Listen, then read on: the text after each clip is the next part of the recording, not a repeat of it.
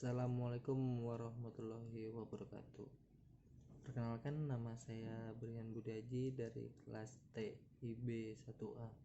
Pada kesempatan kali ini kita akan membahas tentang Fakultas Ekonomi dan Bisnis.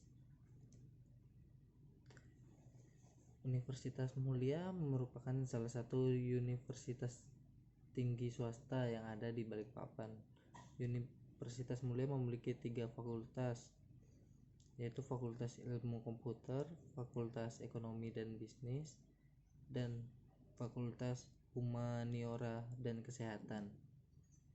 Mempunyai 3 fakultas yang terbagi lagi sebanyak 11 program studi yang berbeda-beda di setiap fakultasnya untuk mengembangkan minat dan bakat mahasiswa. Visi dan misi Fakultas Ekonomi dan Bisnis. Visinya menjadi perguruan tinggi berbasis teknopreneurship yang terdepan dan unggul dalam bidang ilmu pengetahuan dan teknologi di tingkat global pada tahun 2043. Visi ini mengkristal menjadi tagline bagi Universitas Mulia dalam kampus.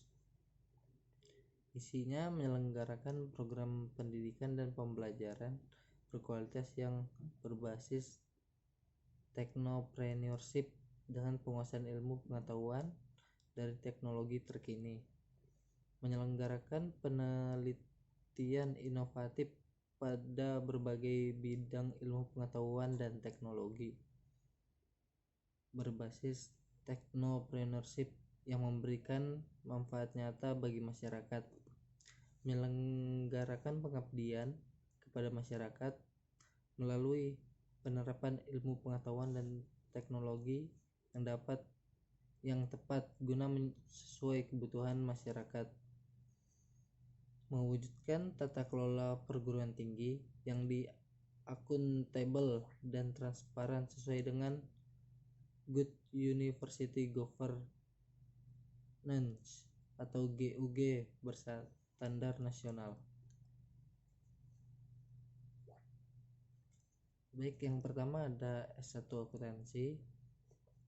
Sarjana Akuntansi merupakan jurusan dari Fakultas Ekonomi dan Bisnis Universitas Mulia. Pada jurusan ini, mahasiswa belajar mengenai banyak hal seperti akuntansi keuangan, matematika bisnis. Mahasiswa belajar bagaimana cara pengembangan bakat di bidang keuangan. Mahasiswa yang lulus akan mendapat gelar SE. Ketika mahasiswa telah berada di semester 4, mahasiswa akan memasuki fase penjuruan, yaitu mata kuliah konsentrasi. Mahasiswa hanya dapat memilih salah satu mata kuliah konsentrasi, yaitu sebagai berikut: Accounting and Finance Technology. Yang kedua ada Accounting Information System. Baik. Yang pertama ada Accounting and Finance Technology. Konsentrasi ini memungkinkan bisnis untuk mengembangkan dan menggunakan sistem terkomputerisasi untuk menyimpan dan mencatat transaksi keuangan. Dengan kemajuan teknologi dan tingginya permintaan akan lulusan akuntansi, salah satu konsentrasi Accounting and Finance Technology telah menjadi pekerjaan yang sangat berharga, di mana salah satu jasa akuntansi dibagi menjadi 2, yaitu asuransi service dan non-assurance service. Konsentrasi Accounting and Finance Technology masuk dalam kategori non-assurance service. Baik, selanjutnya ada konsentrasi Accounting Information System. Konsentrasi ini merupakan metode berbasis komputer untuk melacak aktivitas akuntansi dalam hubungannya dengan sumber daya teknologi informasi. Laporan statistik yang dihasilkan dapat digunakan secara internal oleh manajemen atau eksternal pihak berkepentingan lainnya seperti investor, kreditor, dan petugas pajak. Baik, prospek kerja lulusan S1 Akuntansi itu yang pertama dari konsentrasi Accounting and Finance Technology ada teknisi akuntansi level 6 akuntan internal, financial analysis, auditor internal, perencanaan keuangan, akun payable atau receivable clerk. Baru ada kredit analis dan akuntan pendidikan.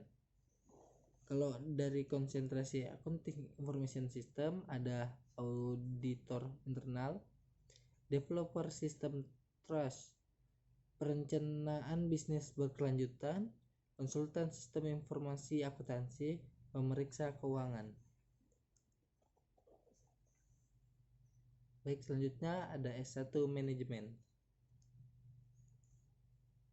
Sarjana manajemen merupakan jurusan dari Fakultas Ekonomi dan Bisnis Universitas Mulia.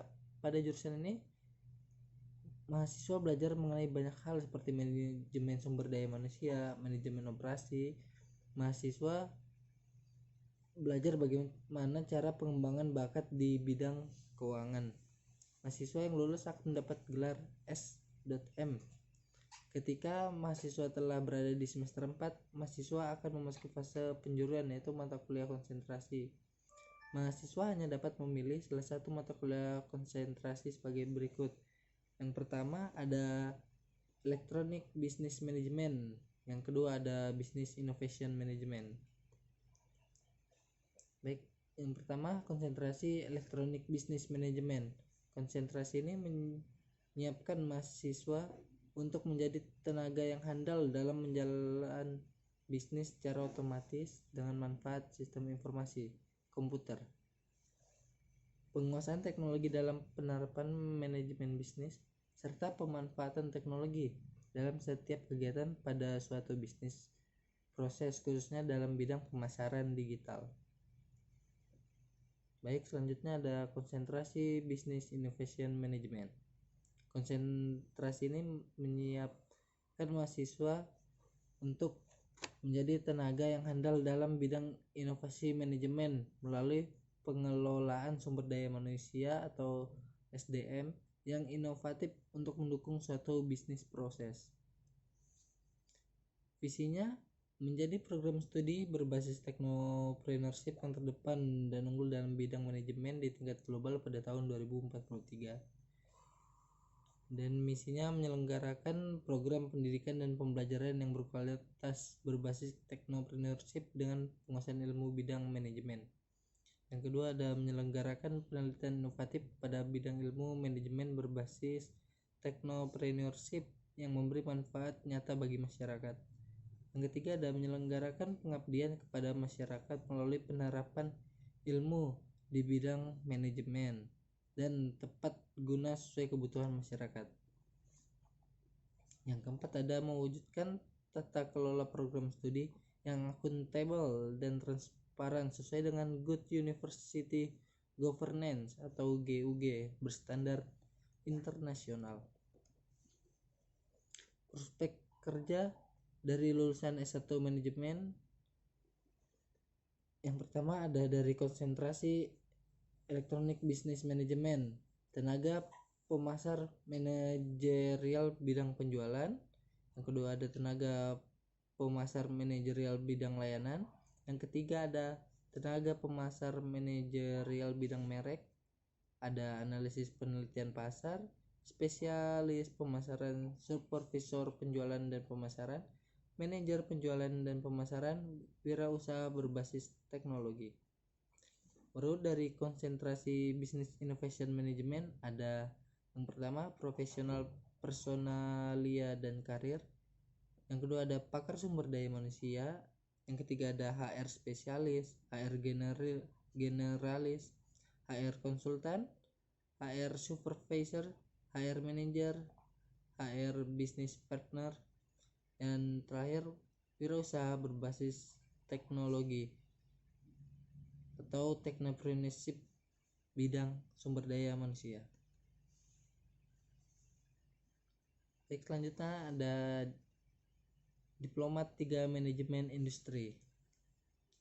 Diplomat Manajemen Industri merupakan jurusan dari Fakultas Ekonomi dan Bisnis Universitas Mulia. Pada jurusan ini mahasiswa belajar mengenai banyak hal seperti mampu merancang, merencanakan, dan mengendalikan lini proses produksi, manufaktur atau pengolahan atau jasa, memahami prinsip-prinsip terkait dengan perencanaan dan pengendalian produksi, serta integrasi dengan fungsi-fungsi manajemen.